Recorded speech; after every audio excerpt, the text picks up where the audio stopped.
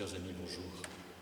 S'il y a bien une œuvre de miséricorde spirituelle qui touche au cœur même de l'homme, et plus particulièrement du baptisé, c'est bien celle de pardonner les offenses. Le miséricordier, celui à qui il a été fait miséricorde, celui qui vit du pardon de Dieu, sait bien qu'il est appelé à faire de même. Voilà ce qu'en disait saint Césaire d'Arles à la fin du 5e siècle. Il y a un instant, lorsqu'on lisait l'Évangile, nous avons entendu notre Seigneur et Sauveur dire « Bienheureux les miséricordieux, car eux-mêmes obtiendront miséricorde ».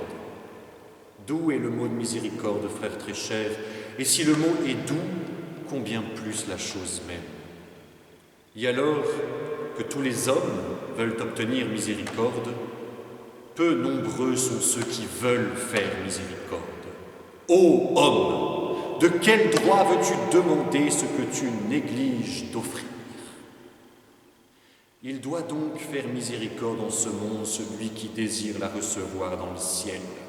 Et c'est pourquoi, puisque nous voulons tous la miséricorde, faisons d'elle notre protectrice dans ce monde, pour qu'elle nous libère dans le monde à venir. Et il continue, sans aucun doute, la miséricorde divine consiste à accorder le pardon des péchés.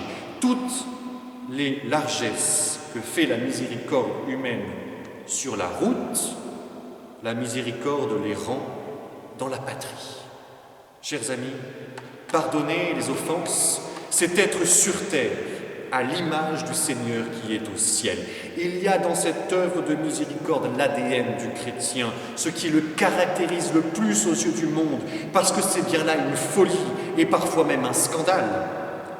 Pardonner les offenses devrait être le synonyme du mot chrétien, ou tout du moins son signe de reconnaissance. Je vous donne un commandement nouveau, aimez-vous les uns les autres comme je vous ai aimés. Vous aussi, aimez-vous les uns les autres.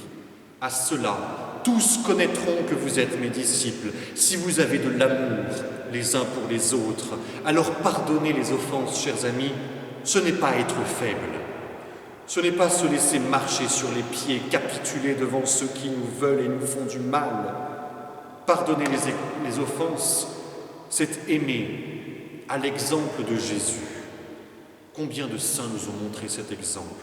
Combien ont pardonné à leurs bourreaux? Et surtout, combien serons-nous enfin libérés de pardonner à ceux qui nous ont offensés? Chers amis, dites aujourd'hui avec beaucoup d'amour et de supplication la prière du Notre Père. Et puisqu'il y a toujours des pardons à offrir, dites avant le Notre Père et demandez au Seigneur de pardonner les offenses comme il nous les a pardonnées. À demain.